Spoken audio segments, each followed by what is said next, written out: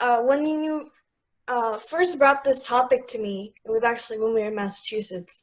And I remember, like, we were doing laundry in our hotel, and I was sitting there and I was just conversating with you. And I remember when, y'all, it's gonna make me cry.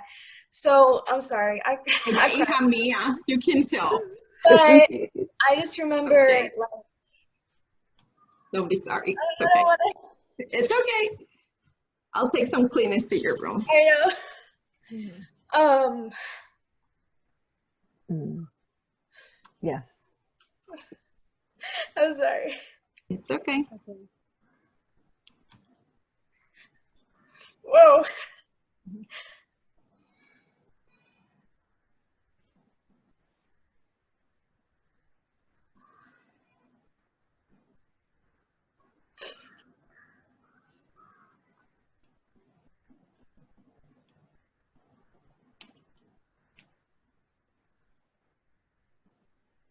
I hope you guys wore the waterproof one. Mine is not. You didn't? Okay, in trouble. Get ready. Come on, baby. You got this. No, I remember being in a point in my life where I was confused about a lot of things, church-wise and God-wise and friendship-wise. And I think it started when, we were still in like a temple where church was, and a lot of people started leaving my life. And I remember this like disconnection from God because I thought it was my fault that maybe, if I would have been better, maybe that people would still want to be near me. And I think that confusion led, and I wrote this down, it led to a loss of self-respect and self-worth. And I found myself like comparing myself again and again to other people's relationships, other people's lives. And I remember thinking, like, why didn't you just make me normal? Like, I would have been fine. Like, I don't need to have like a spectacular life. Like, why couldn't you just make me like just anybody? I didn't have to be the main character. Like, I didn't want that. And so I just remember, looking at other girls and seeing how many friends they had and how, all skinny they were and how pretty they were. And I had so many good things in my life, and I let one issue stop me Mm. and drop my heart like every time I thought about it. And I remember that I always thought that I had so many role models, but were they actually being models or were they being roles? Like, were they playing roles? And Come on. I, Preach.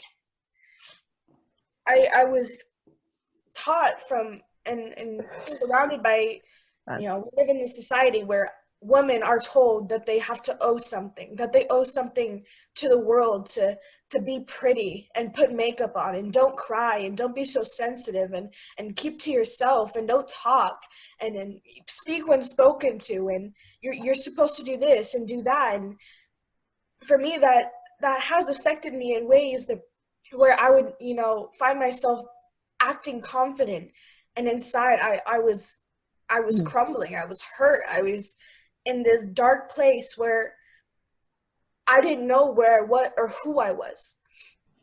And I remember being in school once, and I went to a Christian school, and we were learning about this lady called Amy Carmichael. She was a missionary to India, and in her book, she talks about how when she was younger, she wanted blue eyes. Like, she had brown eyes, so she prayed every night, I want blue eyes, I want blue eyes.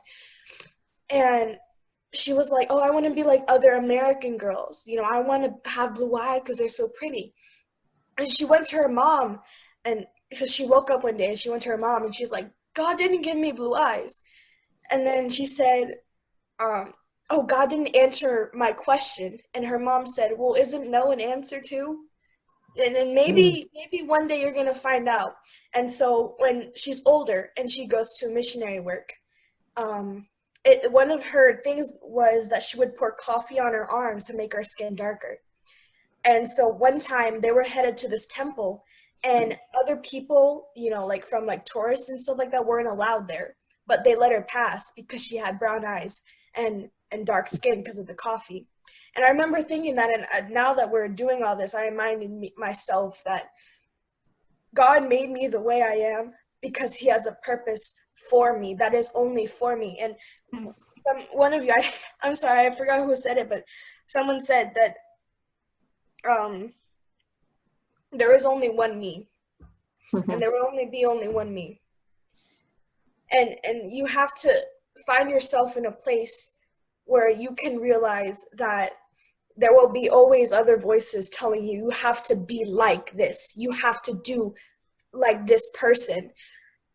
But the only way you can find yourself actually having confidence and actually having, a peace of mind is when you realize that you don't have, I wrote down a quote, I saw the other day, I believe one of the biggest challenges as a teenage girl in the society is not believing in it. Not believing that society is what controls you, is your highest power, is something that you have to look after. And I find myself, now I can say today that I have been doing so much better in God telling me that I am perfect just the way I am. Yes. And I am beautiful. And I know who I am. I know that. And it's more about, right now you're this way, but in tomorrow you might be another way, but that's growth. That's not you changing, like that. That's growth. My God. Come on. I keep writing down. I wrote down a bunch of notes. And one of the things I said was that I'm saying about, and earlier, I needed something to relate to, but all there were standards, like unmatchable standards of this perfection. And when people think of perfection, you think of models, like supermodels, and how they have, really skinny and really pretty, and they don't need makeup. And when you realize it's like when you think of models, you forget that you can be a model yourself, but not a runway model. There's not only just runway models. There will be kind models, and there will be brave models, and there'll be, preacher models and singer models and models who go out and help people, models who are activists. Those are the type of models that we should strive to be. Because supermodels can walk down an aisle, that's great. But it's who you are and what you do with who you are that makes you a model. And, I had a plan, and I did not speak about that.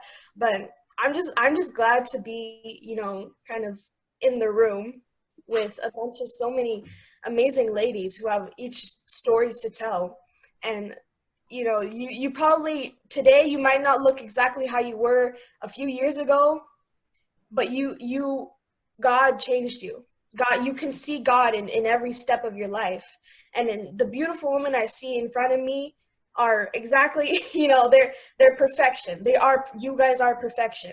And it might not be the perfection that society or everybody else tells you are, but you are perfection. And I feel like, that's what I want to be and who I want to preach when I grow up.